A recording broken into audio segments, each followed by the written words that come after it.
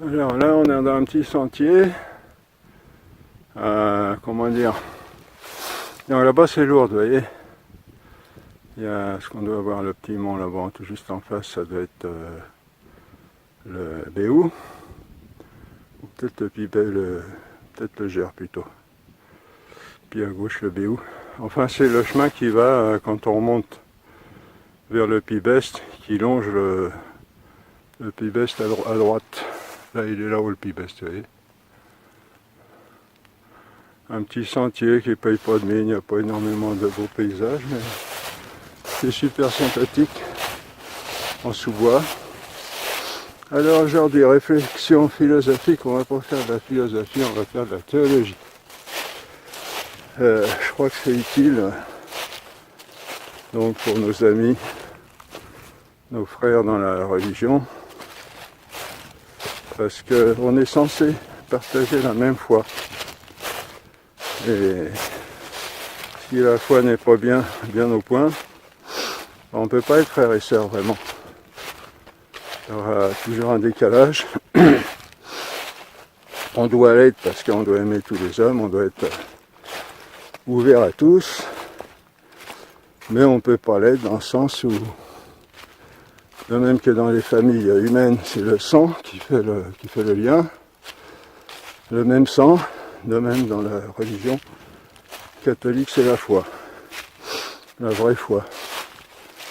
Et si dans la famille c'est pas le vrai sang, c'est pas quelqu'un de la famille. Et si, bon, tout ceci dit, mis à part le fait, je répète, qu'il faut nous aimer tous les uns les autres, mais ça n'enlève pas ces liens de nature que le Seigneur a voulu.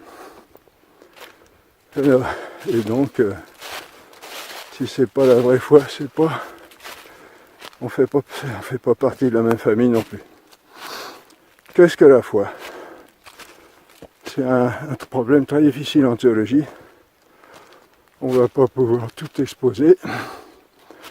Si vous voulez en savoir plus, je vous renvoie à mes cours. Doctrine catholique, YouTube, Daniel Bizet. Ils ne sont pas en ligne d'ailleurs encore. Il y en a d'autres à mettre. Ah bon, je m'arrête un peu parce que c'est pas facile de parler en marchant. Alors qu'est-ce que la foi?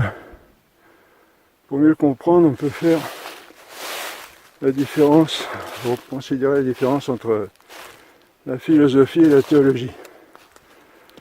La philosophie s'appuie sur la réalité, comme ce monde-là, hein, cette terre, bonne vieille terre là, l'expérience naturelle, donc connue en expérience directe par les sens, indirecte par l'intelligence et la raison, qui cherchent leur objet, la vérité, par extraction, c'est-à-dire au travers de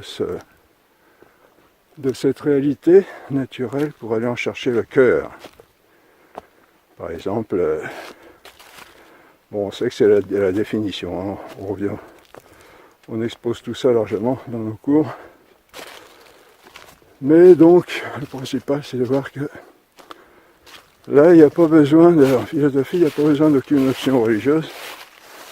Tout homme qui se sert correctement de sa raison peut faire de la philosophie et peut reconnaître ce qu'on dit philosophiquement comme vrai s'il se sert correctement de sa raison. Bon. La théologie ne s'appuie pas, bon, elle s'appuie aussi sur la réalité, mais la réalité de Dieu, c'est-à-dire la parole de Dieu, la science de Dieu. Hein? La théologie s'appuie sur la parole de Dieu et c'est ce qu'on appelle la Bible. La Bible est la parole de Dieu. Et ensuite, pour chercher la vérité, on procède également avec la raison. En principe, aider de la grâce. Il vaut mieux être en état de grâce pour faire de la théologie. Vous voyez la différence. Alors, quand on pour revenir à la philosophie, quand on connaît quelque chose, philosophiquement parlant, dans les règles de l'art, je parle de la philosophie en tant que science, en tant qu'établie, et connue et pratiquée après de longues années de préparation, de formation, qui a sa racine chez Aristote, et largement développée par les docteurs du XIIIe siècle, en particulier saint Thomas d'Aquin. Alors, la philosophie procède, qu'est-ce que je voulais dire, oui,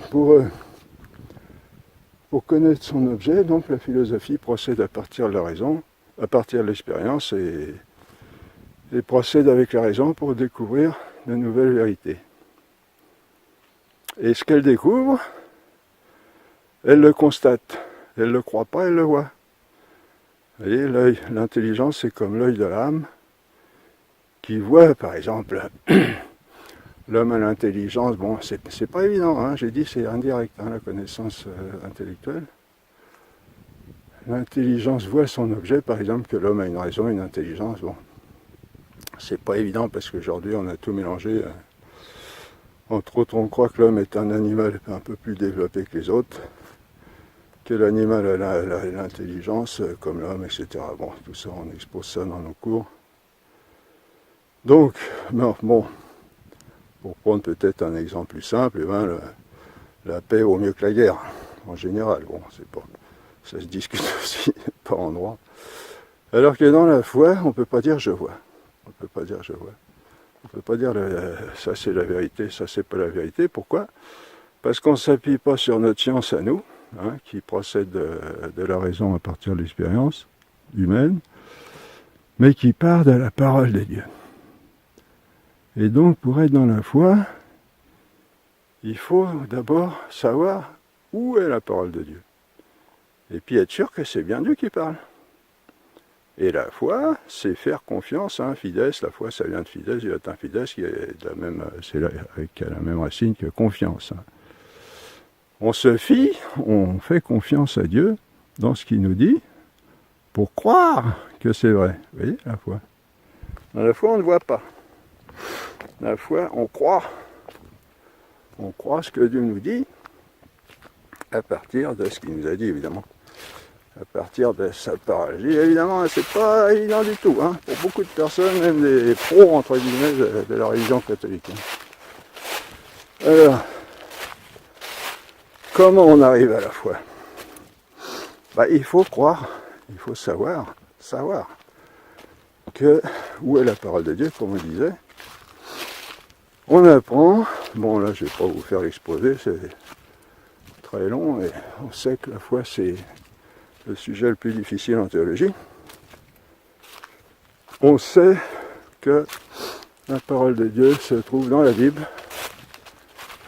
et disons les trois grandes sources. Il n'y a pas qu'à la Bible, parce que la Bible n'est pas suffisante par elle-même pour nous faire croire à la parole de Dieu, parce que on n'est pas capable par nous-mêmes, hein, on n'est pas capable par nous-mêmes de dire ça c'est la parole de Dieu, ça c'est pas la parole de Dieu. Vous voyez? Que je reçoive un courrier, ou alors que j'ai une lettre par exemple, du président de la République, du président Nixon par exemple, qui me l'aurait écrit personnellement. Voilà, je dis, voilà une lettre qui m'a été écrite par le président Nixon. On dira... Qu'est-ce qui prouve dans la lettre que ça vient bien du président Nixon? De même la Bible, qu'est-ce qui prouve que c'est bien la parole de Dieu? Alors c'est pour ça que la Bible par elle-même n'est pas suffisante, disons qu'elle est suffisante en elle-même en tant que parole de Dieu, mais pour nous, relativement à nous, elle n'est pas assez suffisante pour qu'on y adhère, pour qu'on donne notre foi. Alors il y a deux autres sources, origines si on veut, principes de notre foi, que sont le magistère et la tradition avec un grand T. Le magistère, c'est le pape et les évêques unis au pape quand ils affirment quelque chose sous leur autorité. Bon, infaillible ou pas infaillible, on ne va pas entrer dans les détails. La tradition, avec un grand T, ce sont tous les saints docteurs qui ont approfondi la parole de Dieu, qui l'ont explicité, qui l'ont exposé, qui l'ont défendu, là où elle était attaquée. Et donc, le magistère, vous comprenez tout de suite. Enfin, si vous ne comprenez pas, on va le comprendre. C'est justement l'autorité qui va nous dire ça c'est la parole de Dieu, ça c'est pas la parole de Dieu. En vertu de quoi? En vertu de l'autorité que Jésus a donnée à son Église, de par son institution, quand il a dit à Pierre, Saint Pierre, tu es Pierre, sur cette pierre je bâtirai mon Église, etc. Les portes de l'enfer n'emporteront pas sur elle. Et puis, avant son ascension, après sa résurrection, allez enseigner toutes les nations, les baptisant au nom du Père, etc. Leur affirmant, leur enseignant tout ce que je vous ai commandé. Et voici que je suis avec vous tous les jours jusqu'à la fin du monde. C'est à l'autorité qui dit ça, Jésus. C'est à nous tous, mais c'est avant tout à son autorité, aux apôtres la réunis sur la montagne de Galilée avant de s'en aller de cette terre. L'Église, entendu autant, bon, pas n'importe quel homme d'Église, hein, mais l'Église en tant qu'autorité instituée par Jésus, c'est-à-dire on dit le pape et les évêques réunis au pape, est une institution divine. Et donc, quand le magistère, revêtu de l'autorité divine, attribuée par Jésus, pas attribuée, non, il y a un autre mot, mais il ne vient pas à l'esprit pour l'instant, le magistère revêtu, voilà, de l'autorité divine de par l'institution de Jésus, est seul apte à dire ça c'est la parole de Dieu, ça c'est pas la parole de Dieu. C'est pourquoi il y a un catalogue de livres qu'on appelle la Bible que cette autorité a désigné comme parole de Dieu. Il y avait d'autres livres, il y avait, je dirais pas quantité d'autres livres, mais il y en avait d'autres, qu'on appelle apocryphes et que l'Église a rejeté comme n'étant pas la parole de Dieu, ou comme étant sujet à erreur. Bon. Vous voyez? Alors là, ce qu'il faut, c'est savoir que ce magistère, justement, est revêtu de l'autorité divine pour dire la Bible est la parole de Dieu. Alors on dira, ah oui, tout ça c'est bien, mais alors, si j'ouvre la Bible, je crois que c'est la parole de Dieu, mais il y a beaucoup de choses qui ne sont pas faciles à comprendre. Alors c'est pour ça que le Seigneur nous a donné aussi des docteurs, des gens qui se sont adonnés à la recherche de la vérité, à l'aide de la grâce, et le magistère aussi qui a proclamé des vérités par rapport à la parole de Dieu. Et on remarque entre parenthèses que les conciles ne cessent de citer les pères de l'Église, pères et docteurs, pour dire que c'est pas le magistère qui fait tout. L'Église est multiple et diverse. C'est toute une richesse. Et donc,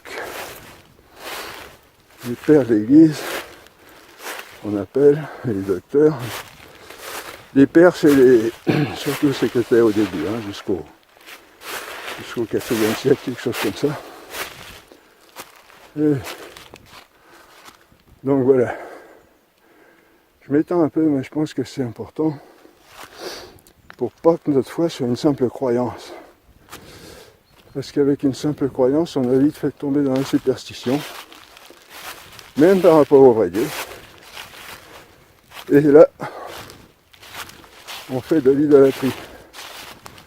Le pire péché qui puisse exister d'après Dieu, l'abomination des abominations. La moindre superstition est une main tendue à Satan. Faut faire gaffe. Bon, il y a une blague qui dit moi je suis pas superstitieux, ça porte malheur. C'est drôle, mais ça montre qu'on peut y être très facilement induit. Donc voilà, avoir une assurance dans la foi. Bon, c'est pas là qu'est le problème, c'est pas pour ça que je parle de ça. Mais bon, voilà. Je reviens à ce qu'on a dit au début. On est frères, si on est frères en religion catholique, c'est dans la foi. Et pour qu'on soit véritablement frères, il faut que la foi soit véritablement foi. Et donc il faut croire que la Bible c'est la parole de Dieu, affirmée par le magistère, revêtue par l'autorité divine. Et donc quand on ouvre la Bible, que ce soit un simple croyant ou un père, un prédicateur, comme il y en a dans les foyers de charité, suivez mon regard, on n'a pas le droit de mettre en doute la moindre partie de la Bible,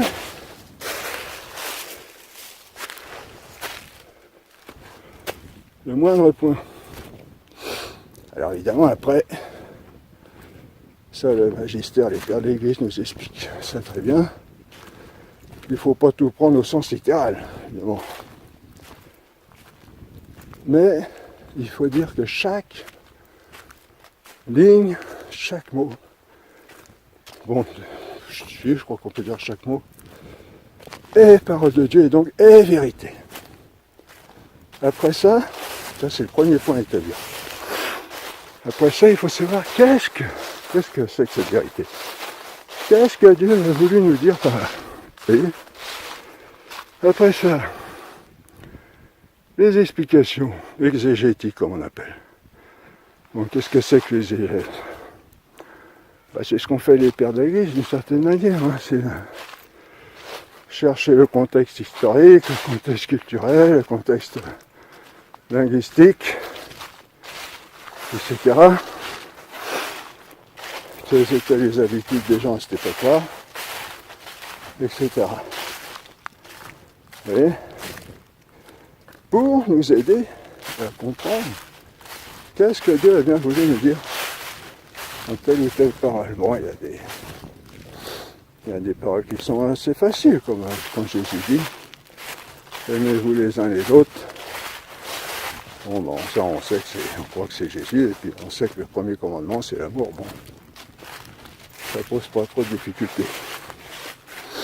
Mais il y a des livres plus difficiles, comme l'Apocalypse par exemple,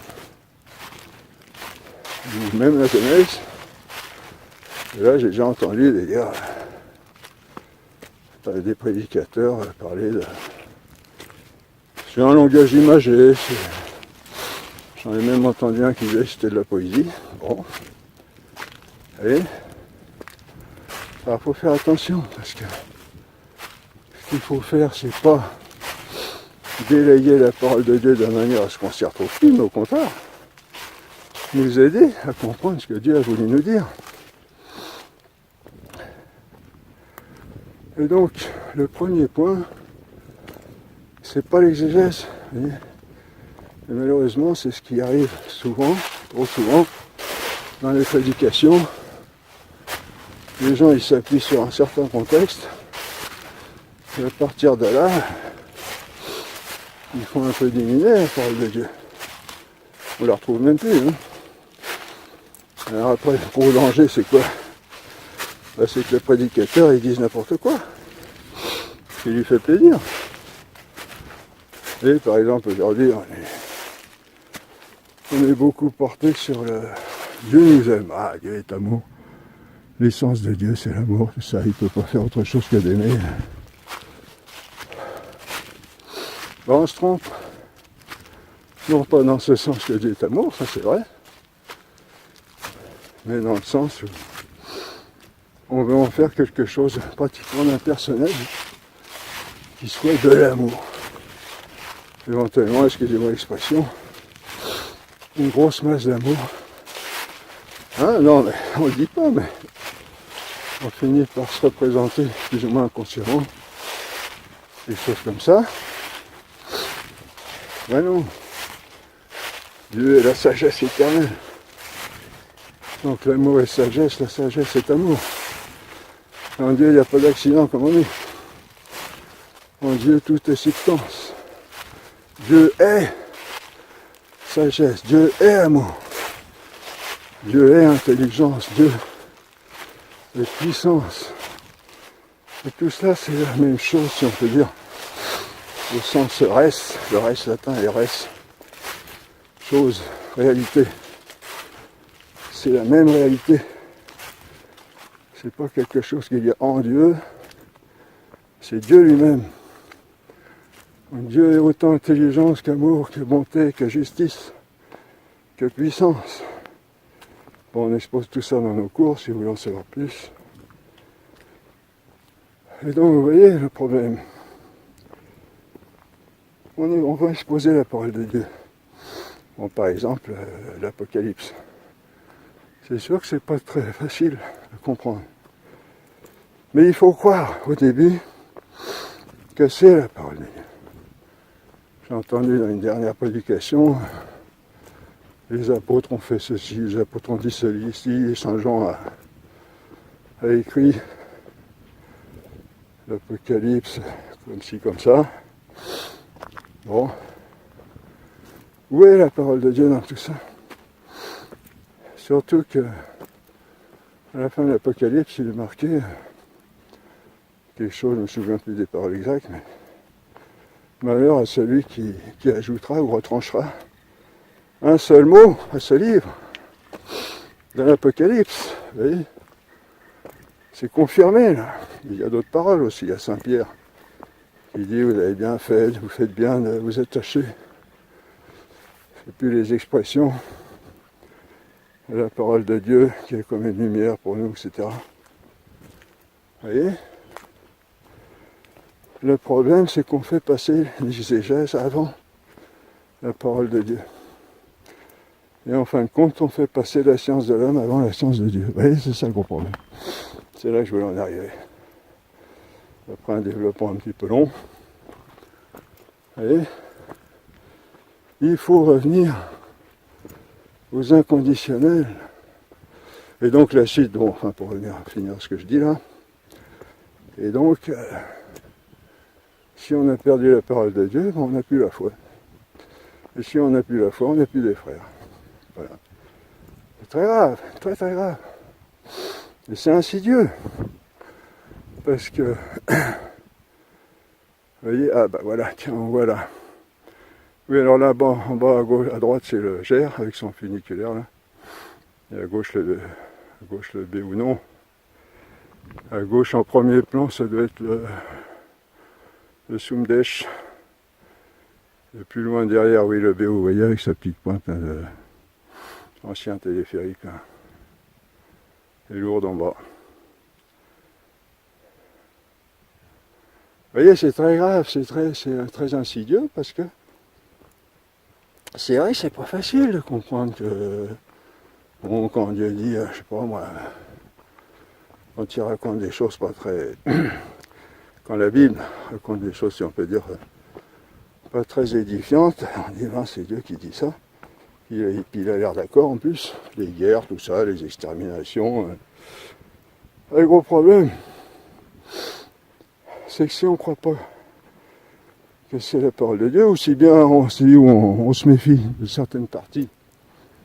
Si on choisit des parties qui nous paraissent plus vraisemblables, en laissant de côté ou en rejetant d'autres, premièrement ça s'appelle une hérésie. C'est pas une hérésie déclarée, mais c'est une hérésie de cœur déjà, parce que hérésie, vous savez, ça vient de hérésis en latin, heiren qui veut dire, je ne sais plus le verbe, mais c'est hérésie, ça veut dire choisir, oui, en grec. Et on est hérétique de cœur déjà, vous voyez. Et puis, en fin de compte, si on choisit nous-mêmes qu'est-ce qu'est la parole de Dieu, qu'est-ce qui n'est pas la parole de Dieu, eh bien, toute la parole de Dieu, c'est cool, pour ainsi dire, pour nous. Parce que, si on dit ça aussi en philosophie à propos de la réalité, si on ne croit pas qu'une seule partie, même la plus petite partie de la Bible n'est pas la parole de Dieu, ben, tout s'écoule parce qu'après, qu'est-ce qu'il va nous dire? Quelle partie est bonne, quelle partie n'est pas bonne? Vous voyez? Quelle partie est bonne, quelle partie n'est pas bonne?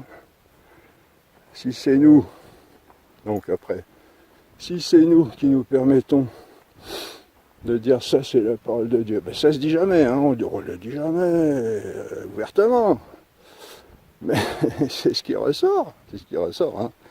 Quelqu'un d'intelligent et il voit que bon alors hein, si on pense qu'une partie n'est pas vraiment la parole de Dieu, ben, après on va demander mais alors qu'est-ce qui est parole de Dieu et qu'est-ce qui ne l'est pas, hein? Et alors, vous voyez le gros problème c'est quoi? Eh ben, c'est que c'est la science de l'homme qui prend le pas sur la science de Dieu, voilà.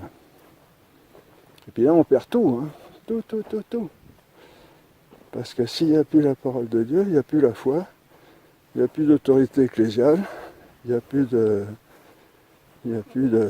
révélation de Dieu qui vient nous apporter le message qu'il est venu nous sauver, il est venu nous apporter la vérité. En particulier en son Fils, hein, qui dit « Je suis la vérité ». Vous voyez? Et puis on n'est pas frères, on est des bâtards. On est des vagis, vagus, vagis au pluriel, des gens qui errent, qui ont l'étiquette catholique sur le front et puis qui en fait, comme ces braves juifs qui avaient des phylactères sur la tête et puis qui n'avaient rien à voir avec la parole de Dieu. Tiens, vous voyez, ça c'est une marque que c'est bien le sentier. Enfin, moi je le vois, je commence à avoir l'habitude, mais vous voyez, là c'est pas évident. Vous voyez, toute la gravité de la chose. Qu'est-ce qu'il faut faire? Il faut dire ça, c'est la parole, la Bible, c'est la parole de Dieu. Chaque phrase, chaque partie de phrase, qu'est-ce que Dieu a voulu me dire par là? Voilà. Si je comprends pas, pas grave. Comme dit saint Augustin, il faut le mettre de côté respectueusement, et puis attendre. Si Dieu veut me le révéler un jour, il me le révélera. S'il ne veut pas, ben c'est parce qu'il pense que ça n'est pas utile ou même que ça pourrait me faire du mal. Et parole de Dieu en premier. Sinon, il n'y a pas la foi. Dès l'instant où il y a la parole de Dieu, il y a la foi. Je crois. Parce que sinon, on ne connaît pas Dieu. En plus, qu'est-ce qui va nous dire que Dieu est amour? Bon, la philosophie, c'est sûr qu'on l'expose dans nos cours. Mais je regarde l'heure là, oui, ça va faire une demi-heure encore là. Mais oui, c'est intéressant et c'est super important. Oui, puis je raconte pas des histoires, qu'est-ce que vous voulez? Si on veut l'avantage de notre religion par rapport aux autres, qui n'en sont pas en fait, hein. Les autres ce sont que des religions naturelles, c'est que dans les autres c'est l'homme qui va vers Dieu, il n'y a pas de révélation de Dieu. Hein, l'histoire de Mahomet, là, Gabriel qui lui sera apparu, tout ça, il n'y a aucune assurance de ça. Alors que chez nous, c'est Dieu qui vient au-devant de l'homme, qui vient nous révéler ce qu'il est, son amour, qui nous appelle au bonheur et comment on va parvenir à ce bonheur. Et la révélation avec un grand R, c'est ça, c'est la parole de Dieu, c'est qui a son point culminant dans son Fils incarné. C'est ça l'important, et c'est ce qui font la vraie religion en fin de compte. Bon, il y aurait beaucoup de choses encore à dire, hein, quand même. Sans Jésus, on est perdu. Sinon, Jésus ne serait pas le sauveur. Et donc, vous voyez, si on ne croit pas que la parole de Dieu est parole de Dieu, ben, tout s'écroule. parce qu'on n'est pas capable par nous-mêmes de savoir où elle est, de la reconnaître. Et si on croit l'être, c'est d'un orgueil abominable, parce que c'est mettre la science de l'homme au-dessus de la science de Dieu. C'est dire que l'homme est plus capable que Dieu de savoir ce qui est la vérité de Dieu ou pas. Oui, non, mais on en est là, mais ça se dit pas, c'est sournois, c'est par-dessous. Bon, toutes mes excuses si je blesse quelqu'un, hein.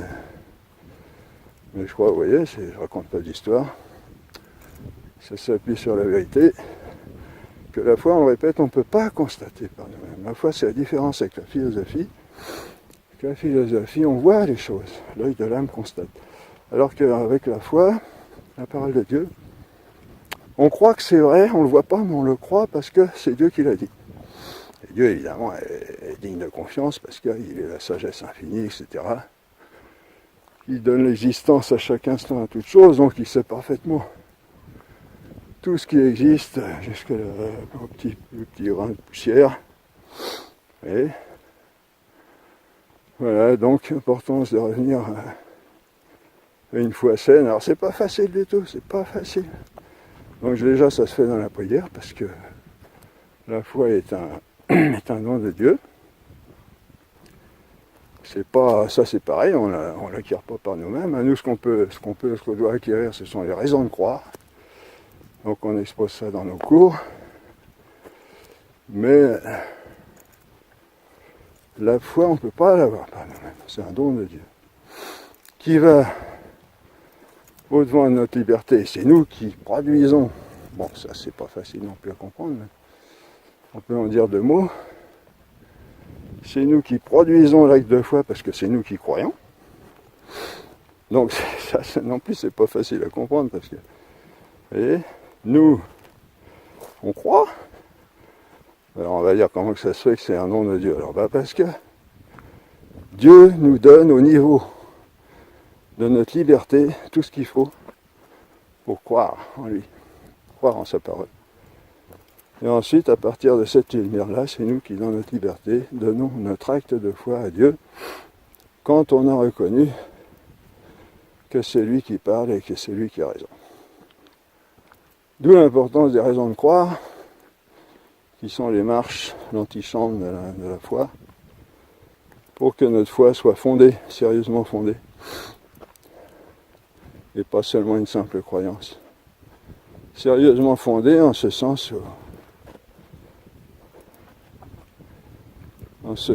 on ne va pas croire à n'importe quoi. Mais c'est pas la foi. La raison de croire, c'est pas la foi. C'est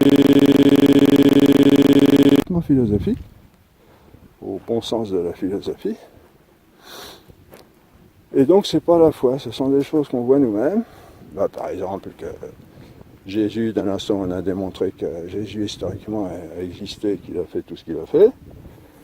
Et savoir qu'il a ressuscité des morts, ça ce sont des choses dignes de confiance, qui nous induisent à la confiance, qui nous induisent à la foi. Donc voilà, exhortation fraternelle à tous ceux qu'on fréquente comme prédicateurs ou frères à revenir à la priorité, la primauté de la parole de Dieu dans toutes les prédications, dans tout ce qu'on fait comme enseignement dans l'Église, qui est basique, parce que sans ça il n'y a plus rien, on n'est plus qu'une association d'hommes, bon, plus ou moins sympathique, mais ça ne tarde pas à dégénérer, parce que de nous-mêmes on a une propension au péché. Bon, tout ça c'est... Bon, pour en savoir plus, vous suivez mes cours, Daniel Bizet, YouTube, cours complet de doctrine catholique.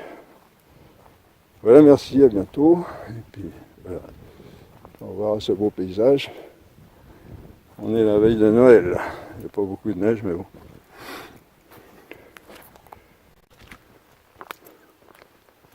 Alors, si on peut rajouter une petite chose, bon, qui est peut-être... qui peut surprendre certaines personnes. Alors, et dans ces chemins-là, j'ai pas pris mes crochets. Ce qu'il faut faire pour éviter de glisser, parce que c'est vite fait. On a le réflexe en descendant de poser le talon d'abord et la plante du pied ensuite. C'est ce qu'il faut éviter parce qu'on a une très petite portée. Ça paraît évident mais on n'y pense pas. On fait ça machinalement et c'est comme ça qu'on tombe souvent. Ce qu'il faut c'est poser son pied bien à plat. Bien à plat. Oh, surtout dans les endroits un petit peu risques. Alors ce que je voulais dire, bon, c'est que malheureusement je suis dans une situation où après 40 ans de communauté, on m'a fait comprendre que pour que je continue, il fallait que je change. Alors ça me fait sourire parce que vous voyez, les gens, ils savent, même les responsables, souvent, ils savent même pas ce que c'est que la base de la religion catholique. Vous voyez. Ouais, il y a 40 ans les sermons, hein, j'ai eu 40 ans de sermons dans les oreilles, je peux vous dire. Bon, mais oui, ils me font sourire parce qu'ils se croient au milieu de la plaque, parce qu'ils sont bien organisés entre eux, ils ont une hiérarchie, il y a tout ce qu'il faut. Bon, bah il faut, hein, c'est sûr que faut pas non plus faire n'importe quoi, mais là, quand on se croit supérieur et qu'on juge certaines personnes à côté de la plaque alors que ils cherchent la vérité, ils la trouvent. Hein. Ce que je raconte, c'est pas des histoires. Hein. J'essaye de le démontrer justement pour montrer que ça vient pas de moi, mais que c'est la réalité des choses. Bon, voilà. Bon, enfin, moi, ils me font sourire. Et des fois, ça pose des questions quand on se dit, bon, merde, qui c'est qui a raison. Mais quand on regarde les choses de près, on se dit, c'est ce qu'a dit Jésus. Hein. Il dit, si vous ne dépassez pas la justice des pharisiens, vous n'entrerez pas dans le royaume de Dieu. Hein. Et les pharisiens, c'était quoi? C'était des braves gens qui avaient, enfin braves gens entre guillemets, qui avaient organisé leur propre affaire autour de la religion, qui avaient institué leur propre loi à la place de celle de Dieu, ça faut le faire aussi. Et ça, mais la plupart des, même ça, la plupart des prédicateurs, ils ne voient pas, ils ne savent pas. Ou ils savent pas, ou ils veulent pas le dire. Ils disent que ils ont l'air de dire que les pharisiens s'étaient donné l'observateur de la loi de Dieu, que tout allait bien. Tu parles, Jésus dit lui-même, ils avaient mélangé à la parole de Dieu leur propre cuisine. Et donc la parole de Dieu par endroit, pas complètement heureusement, mais par endroit elle n'avait plus rien à voir avec la parole de Dieu. Et ça le danger, c'est le pharisaïsme, on retrouve ça aussi au niveau du scientisme. Bon, voilà, je reviens en philosophie. Là. Le scientisme, c'est la science, c'est ça que certains, la science et puis la façon d'y arriver. Et ce qu'elle décrète comme résultat de la science, c'est ce que certains ont. Il faut que ça soit tamponné, il faut qu'il y ait le cachet du groupe organisé pour que ça passe, même si c'est la vérité, même si, vous voyez, bon, ça se modère d'une certaine manière, hein, il y a quand même, mais, vous savez, cette histoire, cette façon-là de parler de l'évolution comme quelque chose qui serait venu tout seul, c'est une conspiration totale de tous les scientifiques, enfin de cette organisation, là, les scientistes, qui se volent les pontes de la science, les premiers, et qui se croient en droit de tout décréter comme vérité, alors que c'est simplement du snobisme, vous voyez, on trouve ça aussi dans le snobisme, c'est-à-dire et bon et vrai ce que la communauté, une certaine communauté éclectique, enfin comment dire, aristocratique, a décidé. Ah, c'est grave parce que c'est comme ça aussi Jésus dit, les premiers seront les derniers seront les premiers, c'est-à-dire que c'est pas la... Bon, c'est pas absolu, hein, il y a des premiers qui vont aller aussi au paradis, mais ce qu'il veut dire par là, je pense, c'est que c'est pas parce qu'on est haut placé dans l'autorité que tout est cuit, tout est assuré. Parce que je croyais quand j'étais petit. Moi, je voyais mon curé, il m'avait une montre, une photo d'évêque en ornement, là, magnifique. Alors je dis, non, mon gamin, moi je dis, il va lui, il va aller directement au paradis. Il me dit, bah non.